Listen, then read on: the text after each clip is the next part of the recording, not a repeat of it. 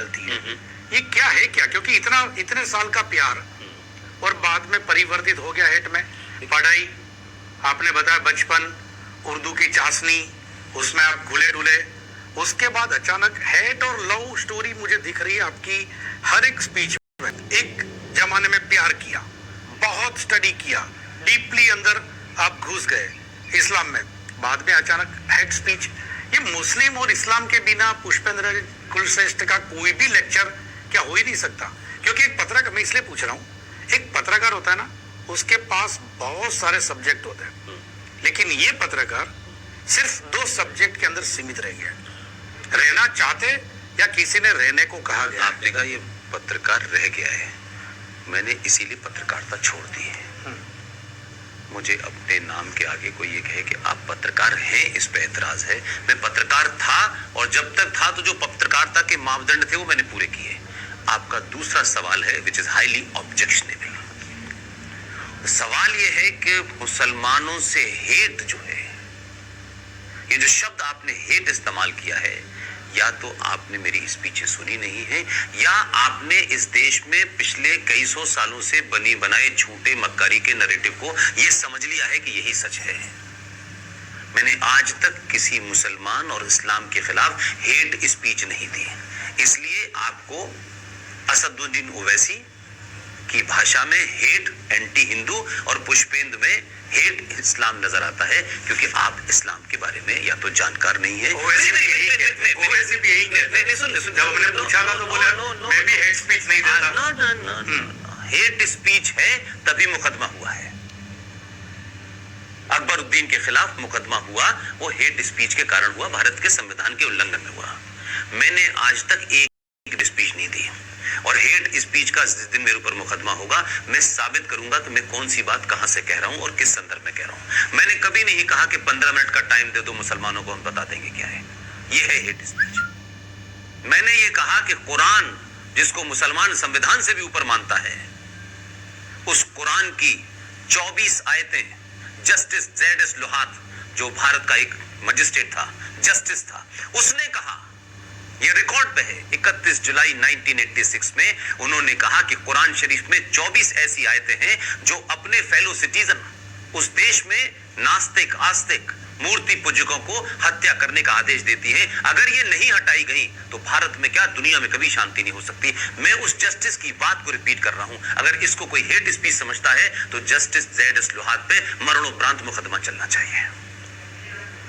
मैंने कभी नहीं कहा कि कहते कि मुसलमानों को मार करके पिंड छुड़ाया जाए। मैं ये पूछना चाहता हूं सिंपल, आप मुझे बताएं कि मुसलमान भारत की सुप्रीम कोर्ट को नहीं मानेगा? अगर ब्राह्मण का सुप्रीम कोर्ट को नहीं मानेगा तो मैं भी ये कहूंगा कि आप कौन होते हैं सुप्रीम कोर्ट को न मानने वाले? अगर सुप्रीम कोर्ट है, भारत का इंस्टीट्यूशन है, तो आपको मानना होगा। आप उससे ये तो कह सकते हैं फैसला मेरे हक में नहीं आया तो मैं नाराज हूं, लेकिन फैसला अगर याकूब मेनन पे आएगा, सजाए मौत का आएगा, तो आप ये नहीं कह सकते हैं कि याकूब मेनन की जुडिशियल मर्डर हुआ है। फिर तो हर आदमी इस देश में, हर गुंडा कहेगा कि साहब मुझे सदा, मुझे जाति के नाम पे मारा गया, मैं यादव था इसलिए मारा गया, मुझे बनियादा ठाकुर था। तो जुडिशरी का फिर मतलब क्या होगा? तो याकूब मेनन की फांसी मुसलमान की फांसी है, याकूब मेनन की फांसी जुडिशियल मौत है, और अखलाक, एक आदमी गाजियाबाद में उसे भीड़ मारती है, मैंने बार बार ये कहा, वो भीड़ ने जस्टिफाई काम नहीं किया, गलत है। लेकिन एक आदमी का मरना, तो इस देश में मॉब लिंचिंग होती है, अखबार छापते हैं, मीडिया छापता है। सुप्रीम कोर्ट भी कहती है we are not ready to accept lynchistan in India, लेकिन यही सुप्रीम कोर्ट है, यही भारत है। औरंगजेब और बाबर के जमाने की बात नहीं करता मैं, पूछना चाहता हूं 2500 कश्मीरी हिंदू पंडितों को उनके साथी पड़ोसी मुसलमानों ने उनकी पूजा और पद्धति के कारण मारा।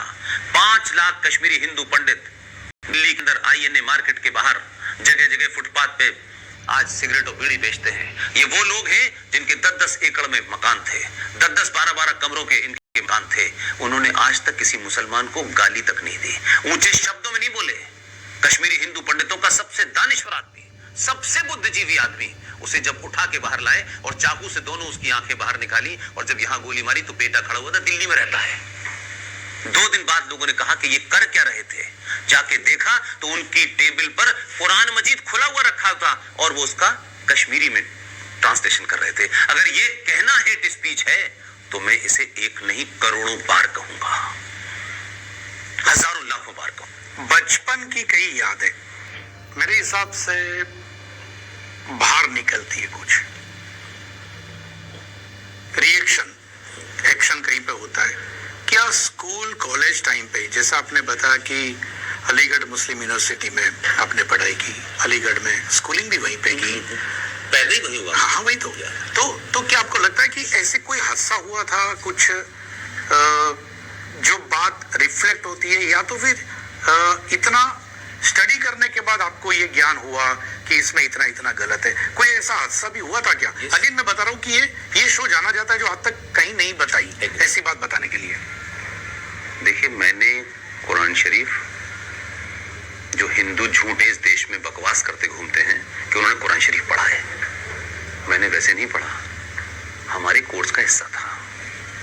मैंने बगनबेरिया की डंडी मौलाना साहब की पिटाई से पढ़ा है और हमारे दोस्त चाहे सरमद हो, चाहे जमाल हो या दूसरे हो, उनके साथ पढ़ा है।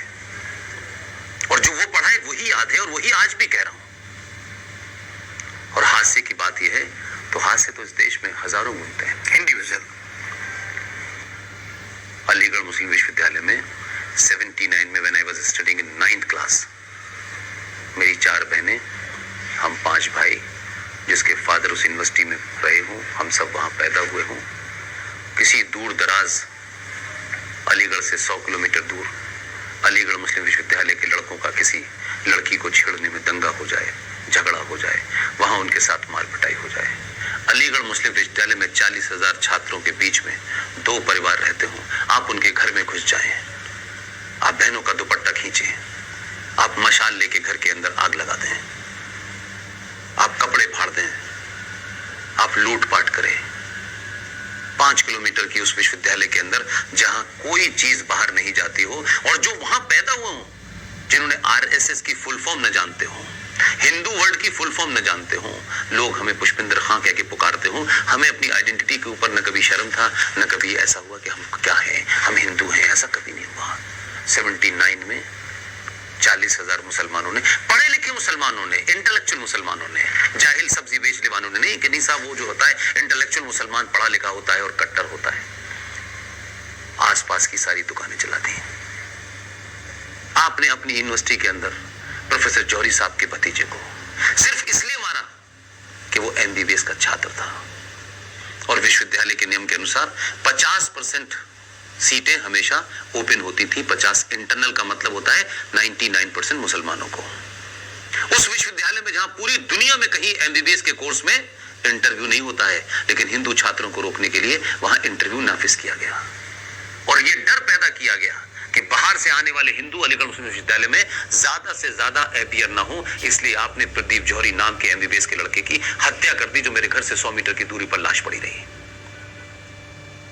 इस देश के किसी मीडिया ने, इस देश के किसी टेलीविजन ने, और मेरी बात छोड़ दीजिए, उत्तर प्रदेश में यही फ्लैशबैक ने इस मासूम पुष्पेंद्र को एक एग्रेसिव स्पीकर बनाया। मैं मानता हूं कि आप इसको जोड़ सकते हैं सुविधा के लिए। 79 से 89 तक की जिंदगी में बहुत कुछ किया, और पत्रकारिता में आकर के इस, जिसको आप कहते हैं कि इससे ड्राइव हुआ, कोई स्टोरी आज तक इस बुनियाद पे नहीं लगी। तो पुष्पेंद्र, ये सवाल ये होता है कि इतना सारा देखा आपने इस यूनिवर्सिटी में, बचपन में नजर के सामने ये सब देखा, तो फिर पाकिस्तानी चैनल क्यों? आप मुझसे अच्छा सवाल है आपका।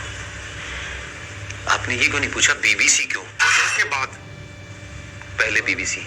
हाँ, तो पहले बीबीसी क्यों नहीं पूछा आपने कि बीबीसी में क्यों किया? चलो बीबीसी में क्यों किया, और लेकिन पाकिस्तानी चैनल क्यों? जी, सवाल ये है, मैंने वही कहा कि जब मैं बीबीसी ज्वाइन करूं तो सवाल नहीं होता, तब तो मैं MI6 का एजेंट नहीं कहलाता। लेकिन पाकिस्तान का पहला प्राइवेट चैनल जिसने मुझसे कहा कि आप हमारे लिए काम करना चाहते हैं, मैंने कहा मुझे ये पता ही नहीं है कि हमारे यहाँ कोई संबंध ऐसे हैं कि हम कर सकते हैं या नहीं कर सकते हैं। सिर्फ PTI का एक आदमी भारत का वहां जाता था, और वहां की एबीपी का यहां आता था, पाकिस्तान रेडियो का एक बंदा यहां आता था, इतना ही पता था। तो मैंने कहा कि जब पत्रकारिता करनी है, हम बीबीसी में भी काम कर सकते हैं, हम वॉशिंगटन पोस्ट के लिए भी लिख सकते हैं, हम वॉइस ऑफ अमेरिका के लिए भी काम कर सकते हैं। तो पाकिस्तान के लिए हमने परमिशन पूछा कि भाई कर सकते हैं या नहीं कर सकते। उनका कर सकते हैं। पत्रकारिता में मुझे ये बताइए, आप तो खुद मुझसे बड़े पत्रकार हैं, अगर आपको कोई ऐसा ऑफर मिले जिसमें आप ही वो काम कर सके और पूरे देश के पत्रकारों को अपॉर्चुनिटी ना मिले, तो आप नहीं करेंगे? पत्रकारिता की बात कर रहा हूं। यह होता कि कोई खामोशी से पत्रकारिता की जा रही है और पत्रकारिता की आड़ में कुछ हो रहा है, तो हिंदुस्तान की सारी एजेंसियां 12 साल तक ऑन थी। 12 साल तक उन एजेंसियों के लोग सरकार के तहत हमसे बातचीत करते थे, उनको पता था हम कब जाते हैं कब आते हैं, और ऐसा नहीं था कि हम कहीं छुप के जाते हो छुप के आते हो। इसलिए कि मैंने अलीगढ़ मुस्लिम यूनिवर्सिटी में पैदा हुआ जहां आइडिया ऑफ पाकिस्तान पैदा हुआ था, और मैं बचपन में ये सुनता था, मुसलमान ये नारे लगाते थे, ये जो आज केरला के गवर्नर बने बैठे हुए हैं, कई सारे लोग और हैं, एक जेल में बंद है रामपुर का, ये सब मेरे सीनियर थे। मैं उस जमाने सुनता था कि अगर मुसलमानों की आवाज दबाई गई तो सरहद पार जा सकती है। मैं सोचता था सरहद पार कहां जा रही है, मुझे सरहद पार जाने का मौका मिले तो देख के आता हूं वहां पे क्या होता है।